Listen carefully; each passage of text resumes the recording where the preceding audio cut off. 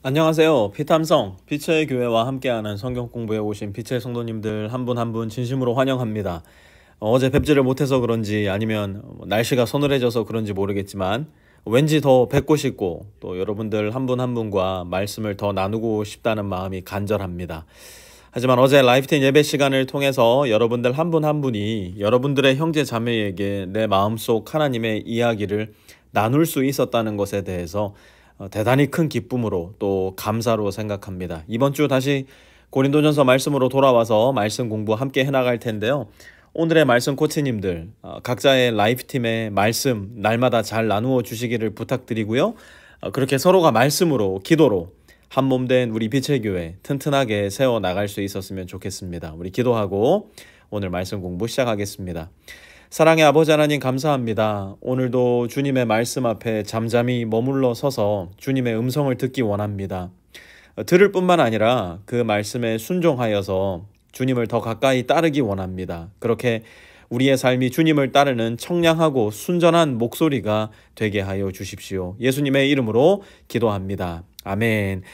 이번 주에는 고린도전서 14장을 함께 공부할 텐데요. 14장 본문이 제법 긴데요.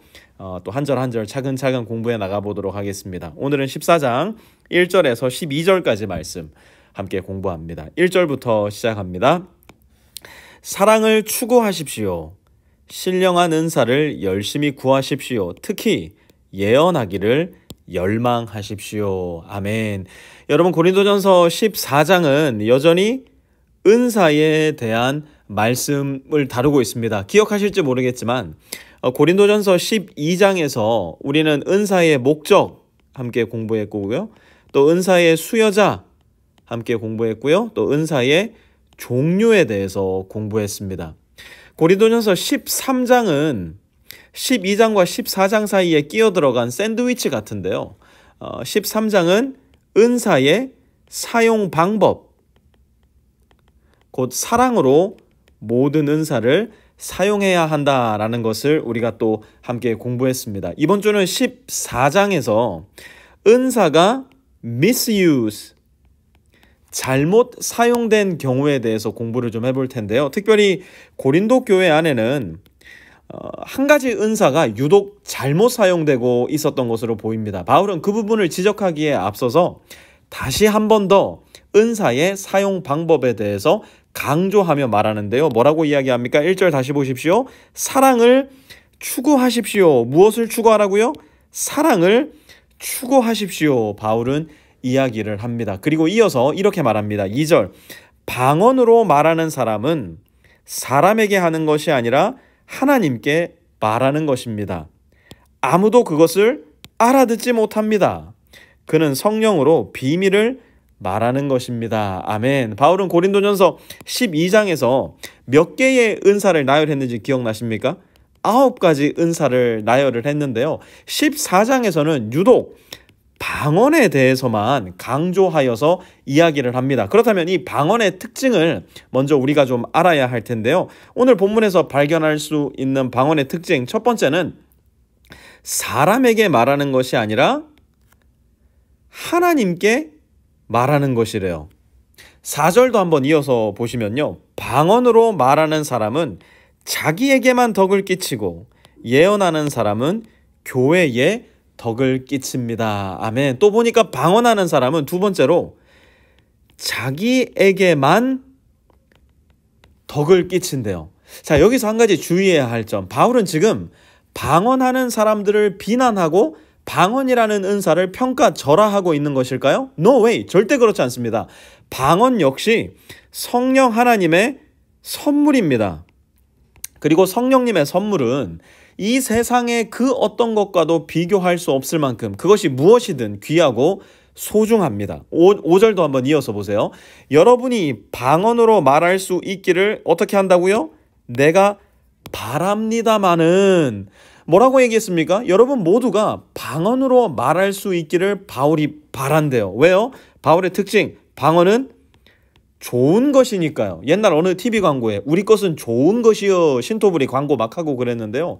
바울이 지금 고린도 성도들에게 그러는 거예요. 방언은 좋은 것이요. 그런데 문제가 뭡니까? 다시 한번 2절로 돌아가서 방언으로 말을 하면 어떻게 된다고요? 하나님께 말하는 것이기 때문에 아무도 그것을 알아듣지 못한다는 거예요. 그런데 고린도 교회 안에서 일어나고 있었던 일은 무엇이냐? 6절에서 바울은 이렇게 예를 듭니다. 형제자매 여러분, 내가 여러분에게로 가서 방언으로 말하고 계시나 지식이나 예언이나 가르침을 전하는 방식으로 말하지 않는다면 뭐라고요? 여러분에게 무슨 유익이 되겠습니까? 아멘. 아무 유익이 안 된다는 거예요. 바울의 예에서 우리는 무엇을 상상해 볼 수 있을까요?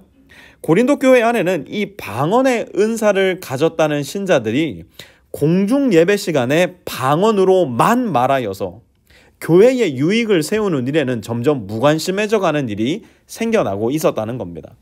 모든 은사 중에서도 방언이 유독 많은 성도들의 관심을 사로잡았고, 이 방언의 은사를 가지고 있는 신자들이 교회 전체의 유익이나 공공의 이익보다는 나 한 사람의 유익과 이익, 곧 성령으로부터 받은 은사를 뽐냄으로 인하여 내가 영광을 받아버리는 일이 일어나고 있었다는 거예요. 바울은 이러한 교회의 모습, 특별히 방언의 은사를 뽐내는 사람들을 빗대어서 이렇게 이야기를 하는데요. 7절부터 9절 한번 보시죠. 필이나 검은고와 같이 생명이 없는 악기도 각각 음색이 다른 소리를 내지 않으면 피리를 부는 것인지 수금을 타는 것인지 어떻게 알 수 있겠습니까? 대답은요, 알 수 없다는 거예요. 8절, 또 나팔이 분명하지 않은 소리를 내면 누가 전투를 준비하겠습니까? 대답은요, 노발이 아무도 못 준비한다는 겁니다. 9절, 이와 같이 여러분도 방언을 사용하기 때문에 분명한 말을 하지 않는다면 그 말이 무슨 뜻인지 남이 어떻게 알겠습니까? 대답은요, no, 아무도 알 수가 없다라는 거예요. 방언의 은사는 좋은 것이지만 그것을 교회의 공중 예배 시간에 사람들이 다 모여있는 그곳에서 내가 방언으로 말을 한다면, 방언으로 기도를 한다면 그것은 마치 음이 맞지 않는 소리를 내는 나팔 소리, 전혀 의미가 없는 피리 소리와 같아서 허공에다 대고 말하는 것과 꼭 매한가지더라는 겁니다. 다시 한번 제가 분명히 말씀드립니다. 방언은 어떤 거라고요? 좋은 것이에요. 하지만 방언은 내 동료 신자들에게 덕을 끼치기 위해 사용하는 것이 아니라 나만의 덕을 위해서 사용하는 거라는 거예요. 곧 나와 하나님 사이에 오가는 대화로서는 이 방언의 은사가 쓰임에 많지만 이 방언의 은사가 공중의 예배 시간, 공동의 예배 시간에는 쓰임에 맞지 않더라는 겁니다. 다시 한번 바울은 분명하게 이야기합니다. 은사를 사용할 때 우리는 그 은사가 무엇이든 이 전제 조건이 있어야 할 텐데요. 3절 한번 다시 돌아가서 보시면요. 그는 덕을 끼치고 위로하고 격려하는 말을 합니다. 이것이 사실은 은사를 사용하는 전제 조건이 되어야 됩니다. 4절에도 보면요.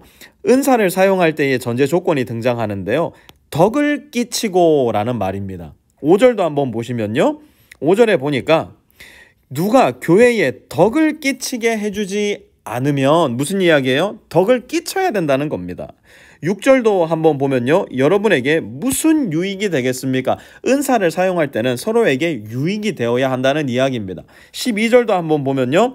교회에 덕을 끼치도록, 다시 한번 은사의 전제 조건이 뭐라고요? 서로에게 덕을 끼쳐야 된다는 거예요. 사랑하면 늘 자기 자신을 내어주게 되어 있습니다. 너에게 덕을 끼치는 일에 열심을 내게 되어 있습니다. 성령께서 우리에게 은사를 주신 이유도 바로 거기에 있다는 거예요. 서로가 서로에게 덕을 끼침으로 서로가 서로를 건강하고 순전하고 아름답게 세워줄 수 있는 공동체, 그것이 바로 성령이 일하시는 교회의 모습이라는 겁니다. 여러분 한번 이 상상을 한번 해보세요. 교회, 우리 교회 이름이 뭡니까? 빛의 교회를 여러분이 한번 생각해 보세요. 그때 여러분 무슨 생각하세요? 교회를 떠올리면 나는 교회의 김형제, 박형제, 이자매, 오자매를 위해서 내가 받은 은사로 무엇을 할 수 있을까라는 생각을 먼저 하십니까? 아니면 우리 교회는, 우리 구목사는, 이집사님은, 박형제는, 신자매는 나를 위해 무엇을 해줄 수 있을까? 왜 우리 교회는 나에게, 우리 가정에게 이런저런 서비스를 제공하지 않는가? 혹시 여러분은 어떤 생각을 더 자주 하십니까? 그리고 이 질문을 한번 해보세요. 만약 나처럼, 누구처럼요? 나처럼 교회를 생각하고 나처럼 교회를 세워나가는 사람이 우리 교회에 더 많이 있다면 우리 교회는 과연 어떤 교회가 될까? 다시 한번 질문을 되풀이해서 말씀드립니다. 나는 우리 교회를 생각할 때 어떤 생각을 먼저 하십니까? 내가 이자매 박자매 구형제를 위해서 무엇을 해줄 수 있을까를 먼저 생각하십니까? 아니면 우리 목사님은, 우리 집사님은, 우리 형제 자매는 나를 위해 무엇을 해줄 수 있는가를 먼저 생각하십니까? 만약 나처럼 교회를 생각할 때 생각하는 사람들이 더 많이 있다면 우리 교회는 어떤 교회가 될까? 만약 우리 교회가 건강한 교회, 하나님이 원하시는 교회, 성경이 말씀하는 교회가 되려면 나는 교회를 향한 나의 생각을 어떻게 바꾸어야 할까? 여러분 한번 생각해 보시기 바랍니다. 교회는 한 몸입니다. 내가 너를 위해 내 자신의 고집과 자존심과 편의를 포기하고 섬김과 나눔과 희생을 결정할 때 우리는 함께 자라게 될 거예요. 함께 예수님을 경험하고 하나님 나라를 이 땅에 임하게 하는 사람들이 될 거예요. 그런 교회가 우리 빛의 교회가 되어야 할 거예요. 오늘 말씀의 결론과 적용입니다. 오늘의 말씀 코치님들은 아래 문구를 그대로 적어서 라이프팀에 나누어 주셔도 좋을 텐데요. 우리는 서로에게 덕을 끼치라고 부름받은 예수님의 몸입니다.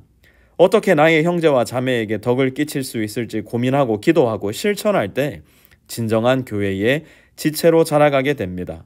오늘 나는 나의 형제와 자매를 위해 무엇을 할 수 있을까요? 우리 함께 이 고민을 하면서 지혜를 하나님께 구하는 가운데 성령께서 떠올려 주시는 아이디어에 기꺼이 순종할 수 있는 교회가 되었으면 좋겠습니다. 주님, 우리는 주님의 몸이오니 머리 대신 주께서 말씀해 주시고 그 말씀이 들려올 때 기꺼이 순종할 수 있는 몸이 되게 하여 주옵소서. 예수님의 이름으로 기도합니다. 아멘.